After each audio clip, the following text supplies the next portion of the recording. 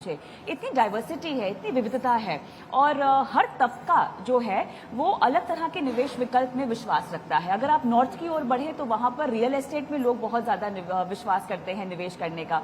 South की अगर आप जाएं तो आपको तो पता ही होगा, वहां पर भले ही इक्विटी को लेकर जागरूकता है, लेकिन फिर भी जो आपके फिक्स इनकम इंस्ट्रूमेंट है, फिक्स डिपॉजिट हो गया, वहां पर भरोसा थोड़ा ज्यादा है। और सोना, वो तो मैं भूल ही नहीं सकती, है ना। तो अब मुझे ये बताइए कि अलग अलग जगहों की क्या क्या समझ है निवेश को लेकर, उनकी प्रेफर्ड और सबसे कंफर्टेबल एसेट क्लास कौन कौन सी है और उसमें क्या चेंज, क्या बदलाव आप देख रहे हैं?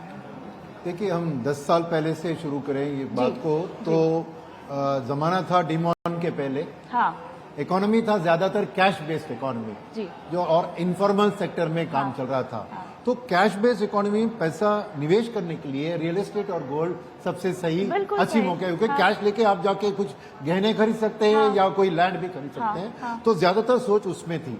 तो मैं कहूंगा कि डिमॉन से ये चेंज शुरू हुआ कि पहली चीज, डिमॉन के कारण कैश इकोनॉमी में थोड़ा धक्का आया, सेम जीएसटी का इन्वॉल्वमेंट आया। फिर मैं कहूंगा कि जैम जो कहते हैं, जनधन आधार मोबाइल, इसकी जो कॉम्बिनेशन लेकर और उसके ऊपर यूपीआई। अब कोविड के पहले और कोविड के बाद, आपने कोविड का बात उठाया आपने, तो उसमें देखें तो 10 गुना यूपीआई ट्रांजैक्शन बढ़ चुकी है। आज एक चाय वाले से लेकर एक सब्जी मंडी में आप यूपीआई के थ्रू पे करते हैं। तो इसमें खास चीज क्या है कि वो बैंक अकाउंट में चला जाता है। तो पूरा का पूरा पैसा जो कैश में रहता था, आज वो बैंकिंग सिस्टम की ओर आ रहा है। वो पहली चेंज जो स्मॉल इंडिया में हो रही है। बड़े शहर में तो पहले से ही बैंकिंग सिस्टम स्ट्रांग थी।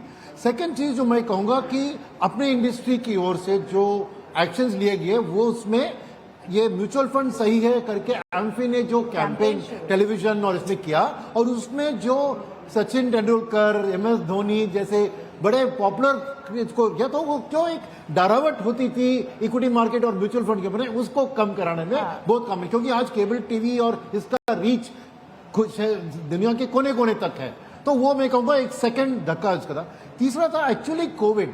कुछ कोविड में क्या हुआ था कि माइग्रेंट लेबर जो सिटीज में थे वो छोटे गांव में अपने गांव वापस चले गए। नरेगा के थ्रू उनके हाथ में पैसा आया, मगर ये यूपीआई और इसके कारण वो बैंकिंग अकाउंट के थ्रू, और गवर्नमेंट ने भी अपना जो भी सब्सिडीज दे रहे हैं वो डायरेक्ट बेनिफिट ट्रांसफर। तो अकाउंट में जब पैसा जमा आया, आपने देखा कि कोविड के कारण वक्त बहुत था, काम कम था, पर कुछ ना कुछ पैसा आ रहा था। तो वही आप देख रहे हैं कि डीमैट अकाउंट की खुलवाई। तो मेरी ओनली प्रॉब्लम इसमें यह है कि वो डायरेक्ट आपको इक्विटी को एक रिस्की एसेट क्लास, गैम्बलिंग की तरह डीमैट अकाउंट में जाके आप जाके स्टॉक्स डायरेक्टली खरीदने लगे।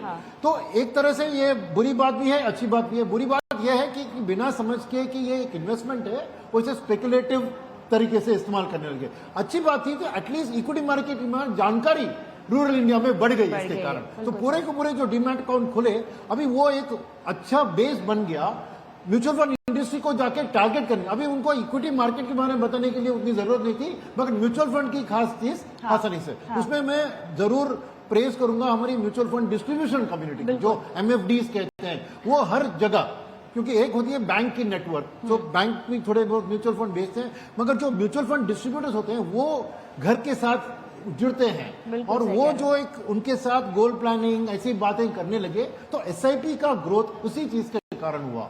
और एसआईपी का ग्रोथ जो आप दिखा रहे हैं 16,000 करोड़ तक, ये तो मैं समझूंगा कि सागर में एक बकेट आपने बोना है बस। मैं सोचूंगा कि अगले 3 साल में इसको 50,000 करोड़ और 10 साल में इसको 1 लाख करोड़ पर मंथ करेंगे, तभी हम कहेंगे कि हम सक्सेसफुल हुए हैं इस जर्नी में। और उसके लिए एसआईपी की जो खास चीज है कि मार्केट में तो उतार चढ़ाव गारंटीड है। अगर आपने लमसम में निवेश किया तो कहीं आपका 10 रुपए का 8 दिखता है, कभी 16 दिखता है, तो आपके मूड भी उसके साथ बढ़ती गिरती है। मगर एसआईपी में खास चीज है रुपी कॉस्ट एवरेजिंग जो चीज है, यानी हर महीने आप सेम अमाउंट को निवेश कर रहे हैं, मगर मार्केट गिरती है तो और यूनिट और ज्यादा मिल जाता है। तो आपका जो प्रॉफिट मार्जिन आपको बनता है तो वो सुपर अधिक बनता है। पावर ऑफ कंपाउंडिंग तो सबको पता है, मगर उसके ऊपर रुपी कॉस्ट एवरेजिंग का एडवांटेज एसआईपी के जरिए। तो एसआईपी एक चीज जो एक नए निवेशक के लिए, जो इक्विटी मार्केट को कम समझता है, मगर उसको लॉन्ग टर्म जो सोच है उसके लिए पैसा भरना, जो आपने कहा कि सेविंग्स ईएमआई, राइट। तो क्योंकि आज thanks to finance companies rural India में भी आज टीवी, रेफ्रिजरेटर ईएमआई के थ्रू खरीद रहे हैं। तो उनको लिए हर महीने का खर्चा बांट के रखना, तो हर महीने की सेविंग्स में बांटना, ये सोच को हमें बढ़ाना है। और ये सक्सेसफुल हो रहा है, जैसे मैंने कहा। But finally I think